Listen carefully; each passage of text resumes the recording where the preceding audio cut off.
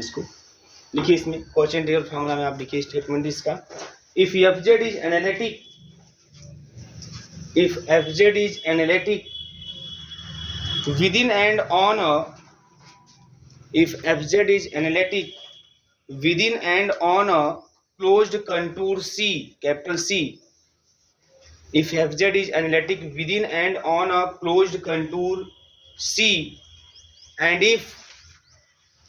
if small a is, and if small a is any point, small a is any point within capital C, any point within capital C,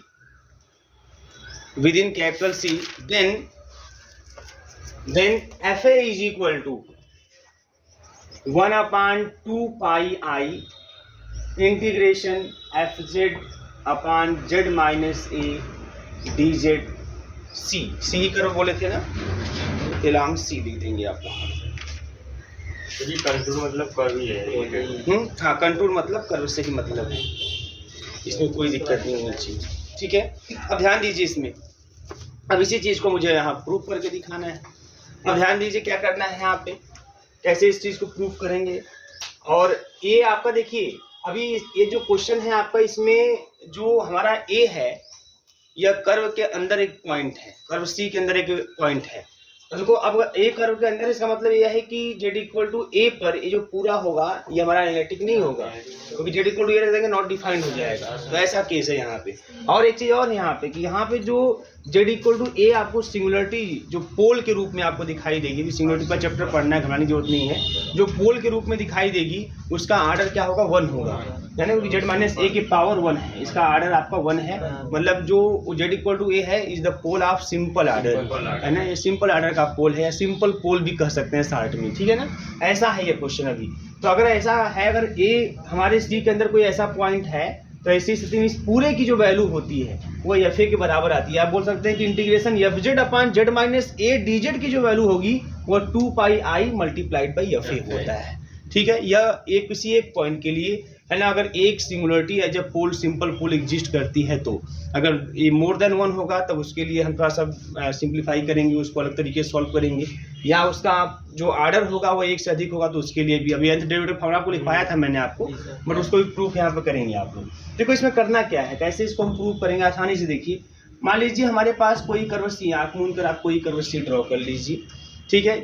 इस curve सी के अंदर जो हमारा F Z है वह इस curve के अंदर और इस कर्व पर जितने भी पॉइंट हैं, है ना, उस पर एनालिटिक है, लेकिन z इक्वल टू ए को छोड़कर, याद रखिए z इक्वल टू ए को छोड़कर। अब ए जो एक पॉइंट है हमारा वो इसी के अंदर है, z equal to a is the point inside the curve c, आपको स्टेटमेंट लिखवाया गया है, z equal to a is the point inside the curve C.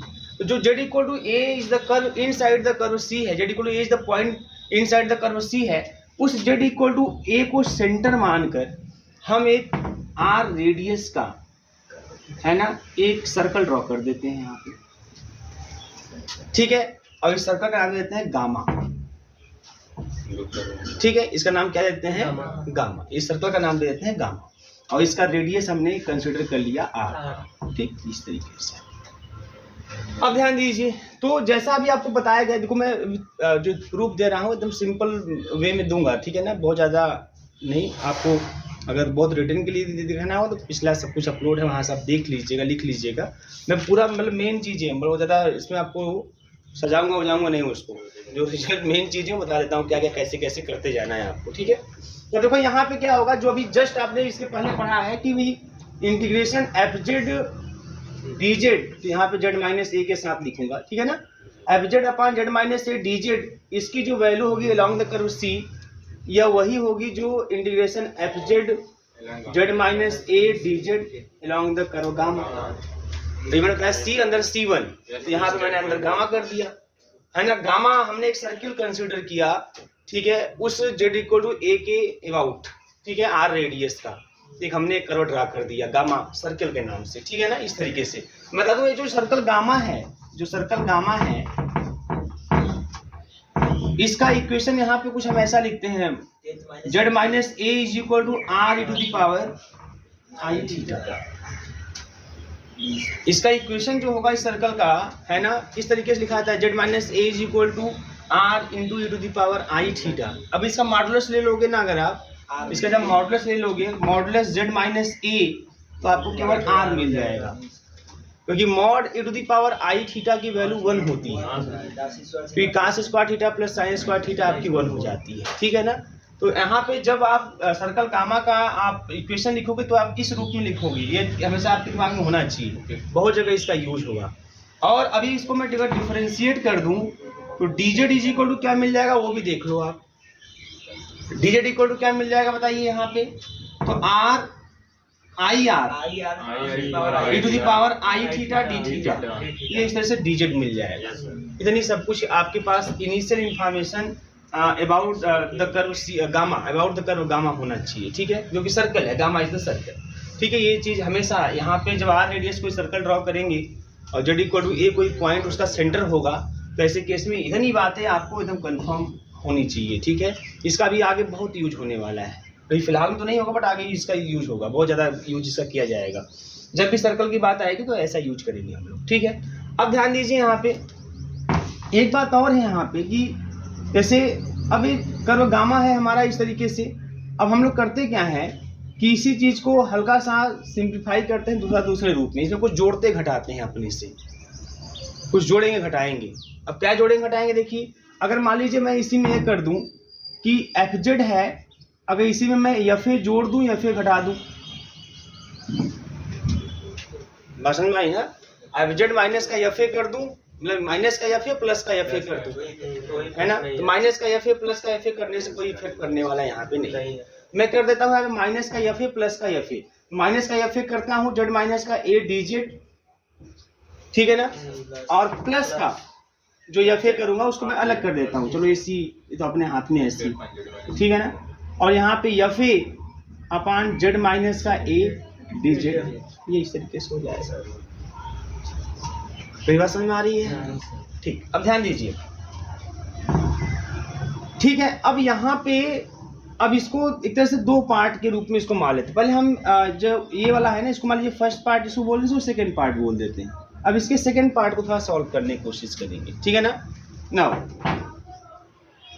For second part, जो इसका सेकेंड पार्ट है, हल्का से इसको सिंप्लीफाई कर लेते हैं, सेकेंड पार्ट के बारे में बात कर लेते हैं। तो सेकेंड पार्ट जो है वो इंटीग्रेशन है F a upon Z minus का ए और डी जेड, और ये गामा, ये गामा, ठीक है ना। अब इसको सॉल्व करते हैं, तो सॉल्व कैसे करेंगे यहाँ पे ध्यान दीजिएगा, गामा इज द सर्कल। अब इसको इसी चीज को यहाँ पे रख देते हैं, ठीक है, आइए इसको रखते हैं, एफ जेड नहीं रहेगा भैया, या फिर है ना, या फिर रहेगा, ठीक है, जो है वही है, ठीक है, कुछ अलग से नहीं करना है। हाँ, इस एफ से कोई मतलब नहीं है, वो अलग बात है, बात समझ में आ रही है ना। अब gamma, gamma is the circle.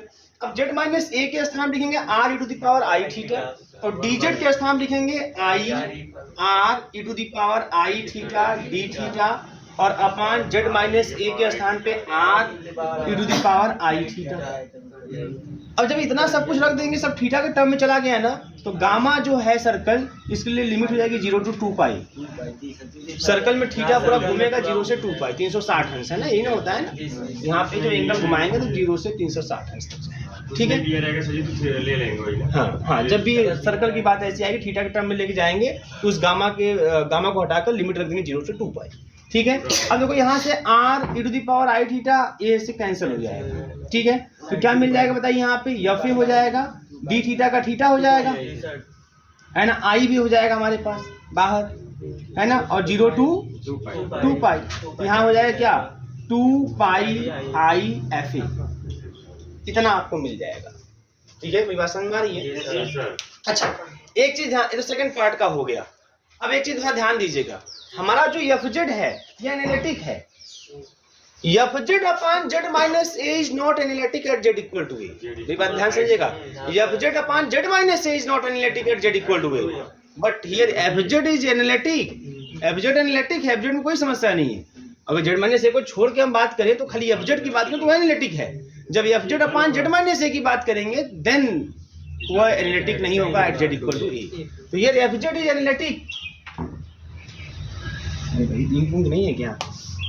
Here f z is analytic.